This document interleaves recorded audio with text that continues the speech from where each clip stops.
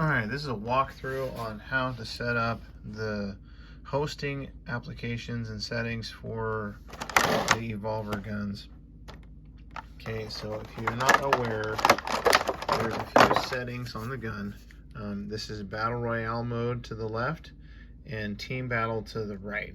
Okay, it says it on there. It's not very easy to see, but yeah, you can read it now. Battle Royale off and Team Battle. And then there's the settings here on the left hand side, which is your health and the game time or storm. We rarely ever use Battle Royale. I wouldn't recommend doing it. It's only just basically makes it for one live. If you have it on Battle Royale mode, health is high or health is low. If health is low, 10 shots, they die. If health is high, I think it's 25 shots and they die. Storm on and storm off means that the game time is going to be limited, so they have only a certain amount of time before they start taking damage and everyone ends the game. That's good to make the game not last forever, so people are hiding in Battle Royale. It takes forever sometimes, so they're just hiding. And it's one of the reasons why I don't like to use Battle Royale, is because it just really doesn't work in terms of a long, it makes it a really long game. But if you turn the storm on, right, then it makes it to where the players can only play for a few minutes and the game's over. Storm off means they can play unlimited time and the game will last forever. Okay, so I'm just going to kind of go through that real quick. Battle Royale. And so Battle Royale mode to the left. Health low. Health low. Health high. Health high. Storm off. Storm off. Storm on. Okay. Now the team battle modes. SWAT Team battle. So it's lives high and lives low. Lives low. That means it's only 5 lives and they're out. Lives high. Lives high is unlimited lives. I almost always play unlimited lives because it makes it to where everybody can play for the period of time.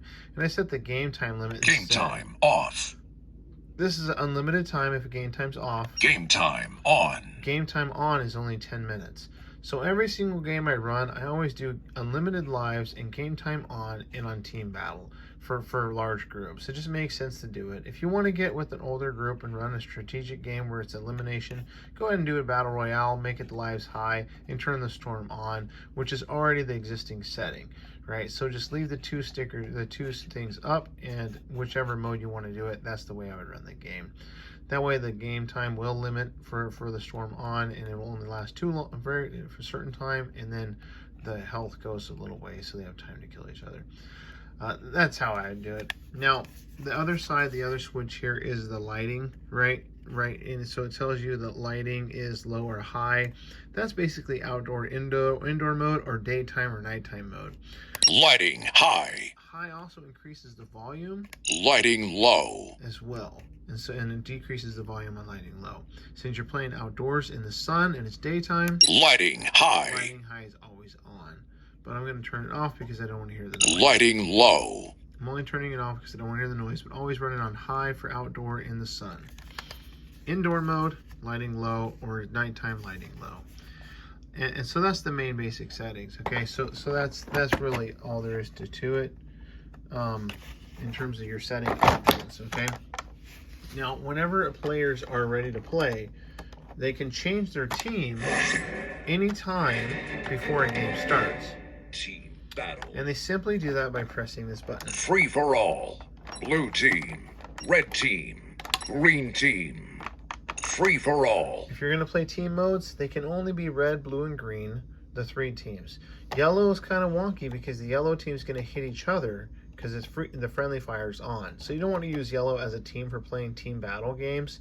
If you're going to do teams, you want to use yellow for free-for-all whenever you're actually playing free-for-all. I always start out the first game as a free-for-all game, and then I have the kids play maybe 1 or 2 games for free-for-all. Then we start doing teams, do 2 teams for a while, then do 3 teams for a while. Basically, the event's over. And so that's kind of the way we do it. All right. So that's how they change their teams, and I only tell them how to do that. I ask them not to press any buttons until it's time to start. That way they don't change their teams. And make sure you educate them on how to use the gun first before they start playing. The instructions I give kids for every single time before they play is I already have the guns on their setup, which we'll go through in a second, right? And I tell them, this is how you shoot, and this is how you reload.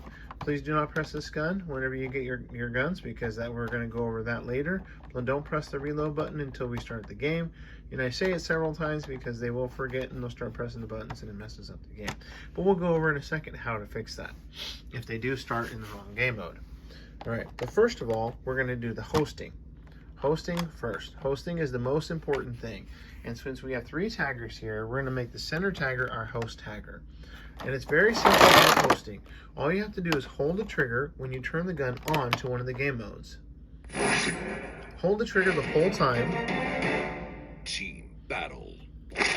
Online. And once it says online, it's now online and hosting. Okay? So whenever I turn the headset on now, the headset's going to pair with it, and it's going to communicate, and it's going to start flashing a white color. And if it doesn't, then it's not hosting, and it didn't get the right signal from the gun. So I turn the headset off, turn it back on.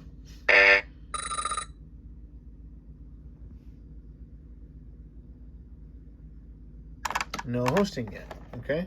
He's not wanting to cooperate. So let's do it again. Pull the trigger, hold the gun, hold the trigger, turn it on. Team battle. Online. Online. Let go, turn the headset on.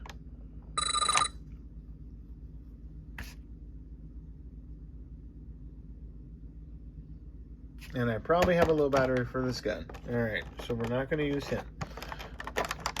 These batteries, yeah. Anyway, so we're going to try this guy. Number 3. Alright, hold the trigger, turn him on.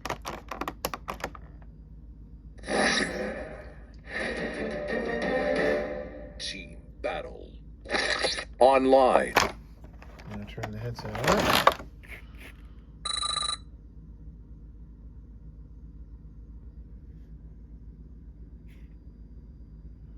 I'm getting no flashing. Free for all. Blue team.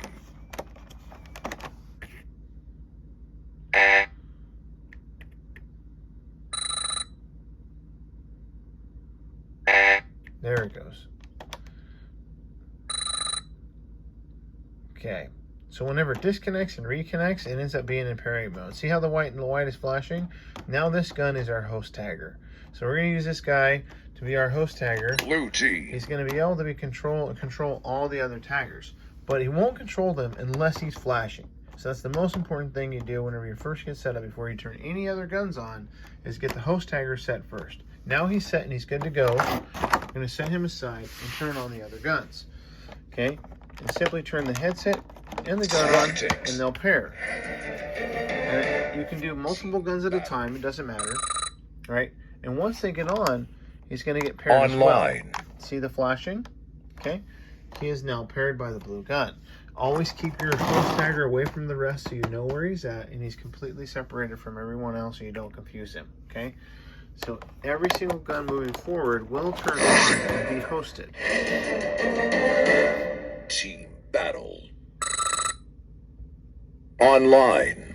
And if you ever have a gun that does not have a flashing light when you turn all of them on, then reset it and turn it off, turn it back on, and make sure it gets the flashing light. If it doesn't get the flashing light, it's probably got a low battery for the headset or low gun. Swap out the batteries, okay? But we're gonna try and get all of the batteries fresh and ready for you so you don't have to worry about doing that for at least 3 vents.